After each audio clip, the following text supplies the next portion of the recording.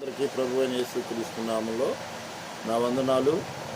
మనము భూలోకంలో చూస్తూ ఉన్నాం, ఏమి విత్తనం వేస్తామో అదే పంట కోస్తామని. మరి బైబిల్ కూడా చెప్తుంది, నువ్వేమి విత్తుతావో అదే కోస్తావని. కానీ ఈరోజు అనేకులు చెడును విత్తుతూ మంచి అనే పంటను కావాలి అని, పాపమును విత్తుతూ నీతి అనే పంట కావాలని ఆశపడుతున్నారు. కానీ అది సాధ్యం కాదండి. దేవుడు కూడా అదే చెప్తా ఉన్నాడు, ఇదిగో ప్రతి వాని క్రియలకు తగిన జీతం నా యొద్ద ఉన్నది, అన్యాయము చేయవాడు అన్యాయమే చేయనిమ్ము, పరిశుద్ధుడు పరిశుద్ధుడిగానే ఉన్నమని నువ్వు ఒక నిర్ణయం తీసుకొని ఈ అంత్య దినాల్లో మరి దేవునికి నమ్మకస్తునిగా బ్రతకాలి. దాని కొరకు ఒక యుద్ధమే చేయాల్సి ఉంటుంది.